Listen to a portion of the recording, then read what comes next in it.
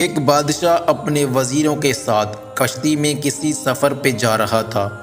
راستے میں عصر کی نماز کا وقت ہوا تو کشتی دریا کے کنارے لگا کر وضو کرنے لگا۔ وضو کرتے ہوئے اچانک اس کا وضو والا برتن پانی میں گر گیا۔ بادشاہ نے وزیروں کو آواز دی اور کہا کہ اس کا وضو والا برتن پانی میں گر گیا ہے۔ ایک وزیر نے پوچھا، بادشاہ سلامت، برتن کس جگہ پہ گرا ہے؟ بادشاہ نے اپنی ہیرے کی قیمتی انگوٹھی اتاری اور پانی میں پھینک کر کہا کہ اس جگہ پہ گرا ہے۔ وزیر نے اسی جگہ دریا میں چھلانگ لگا دی اور برتن لے کر باہر آ گیا۔ وزیر جب برتن باہر لے آیا تو برتن میں جھانک کر حیران ہو گیا کہ بادشاہ کی انگوٹھی اسی برتن میں پڑی ہے۔ وہ حیران و پریشان ہو کر بادشاہ کو دیکھنے لگا اور کچھ دیر سوچنے کے بعد کہا، بادشاہ سلامت، آپ کے اس غلام نے کئی سالوں تک آپ کی خدمت کی ہے۔ اب میں بوڑھاپے کے قریب ہوں اور مزید آپ کی خدمت کرنے سے قاصر ہوں، چنانچہ اب میں آپ سے رخصت چاہتا ہوں۔ بادشاہ نے وزیر کو بہت روکا، لیکن وزیر کے بے حد اصرار پر بالآخر بادشاہ نے اس سے کہا کہ ٹھیک ہے، اگر تم جانا چاہتے ہو تو چلے جاؤ۔ وزیر اسی وقت بادشاہ کو خیر باد کہہ کر کشتی سے اترا اور جنگل کی طرف چل دیا۔ بادشاہ بھی اپنی کشتی پہ سوار ہو کر آگے کی طرف چل دیا۔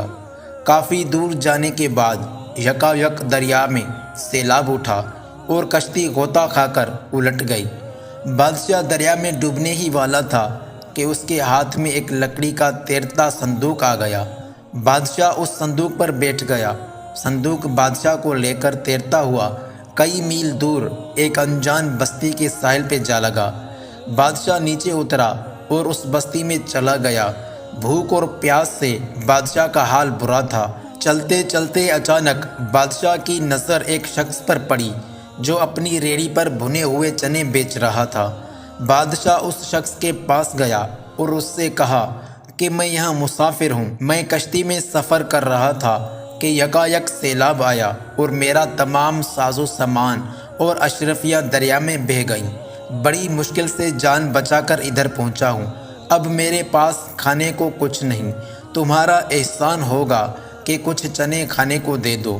بادشاہ کی حالت دیکھ کر اس شخص نے کچھ چنے بادشاہ کو دے دیے اور ساتھ ہی کہا کہ اگر تم روزانہ جنگل سے لکڑی کاٹ کر مجھے لا دو گے تو میں اس کے بدلے تمہیں بھنے ہوئے چنے دے دیا کروں گا۔ بادشاہ کو اس انجان بستی میں اپنا پیٹ پالنے کا کوئی دوسرا راستہ نظر نہیں آ رہا تھا، چنانچہ اس نے یہی کام شروع کر دیا۔ وہ رات اسی چنے والے کی کٹیا میں سوتا اور صبح اٹھ کر جنگل کی طرف نکل جاتا اور دن بھر مشقت کے بعد لکڑیاں کاٹ کر اس چنے والے کو دے دیتا۔ اسی حالت میں کئی سال گزر گئے۔ ایک دن بادشاہ حسب معمول جنگل سے لکڑیاں کاٹ کر آ رہا تھا کہ راستے میں ایک بھنگی اپنا غلاظت سے بھرا ڈبہ اٹھائے جا رہا تھا۔ جیسے ہی بھنگی پاس سے گزرا تو بادشاہ کی لکڑیاں بھنگی کے ڈبے کو لگی اور وہ ڈبہ بادشاہ کے اوپر گر گیا۔ ڈبہ گرنے کی وجہ سے بھنگی نے اور پاس سے گزرنے والوں نے بادشاہ کو پکڑ لیا اور اس کی خوب درگت بنائی اور ڈبے میں بچی ہوئی غلاظت بھی اس کے اوپر انڈیل دی۔ بادشاہ مار کھا کر دوبارہ اپنی لکڑیاں اٹھا کے منزل کی طرف چل دیا۔ چلتے چلتے اچانک اسے شاہی لباس میں ملبوس کچھ آدمی اور گھوڑے نظر آئے۔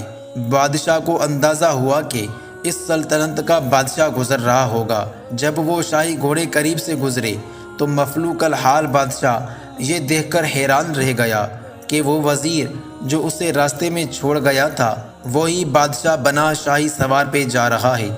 وزیر نے ایک نظر اس مفلوک الحال بادشاہ کو دیکھا اور بنا رکے اپنے محل کی طرف چل دیا۔ محل میں پہنچ کر اس نے سپاہیوں کو حکم دیا کہ اس شخص کو پکڑ کر دربار میں پیش کیا جائے۔ سپاہیوں نے حکم کی تعمیل کی اور اس بادشاہ کو پکڑ کر دربار میں پیش کر دیا۔ وزیر جو اب بادشاہ بنا کھڑا تھا سپاہیوں کو حکم دیا کہ اسے نہلا کر عمدہ لباس پہنایا جائے۔ جب اسے نہلا کر اور عمدہ لباس پہنا کر سپاہیوں نے دربار میں پیش کیا تو وزیر نے بادشاہ کو دیکھ کر کہا کہ بس ثابت ہوا کہ ہر عروج کو زوال ہے۔ بادشاہ سلامت، جس دن آپ نے اپنی قیمتی انگوٹھی پانی میں پھینکی تھی، اس دن میں بہت حیران ہوا، اور اس سے زیادہ حیران و پریشان میں اس بات پر ہوا کہ وہ انگوٹھی اسی برتن میں جا گری۔ اس دن میں سمجھ گیا تھا کہ بادشاہ اپنے عروج کی انتہا پر ہے، اور مجھے یقین تھا کہ اس قدر عروج کو اب زوال عنقریب ہے۔ چنانچہ اسی لیے میں آپ کو ادھر ہی چھوڑ آیا، اور آج آپ زوال کی انتہا پر کھڑے ہیں، اور اس لیے عروج اب آپ کا منتظر ہے۔ اس کے بعد وزیر نے بادشاہ کو گھوڑے اور تحائف دے کر اپنی سلطنت کی طرف روانہ کر دیا۔ ویڈیو کو لائک کرنے کے ساتھ ساتھ ویڈیو کو اپنے دوستوں کے ساتھ ضرور شیئر کیجیے گا۔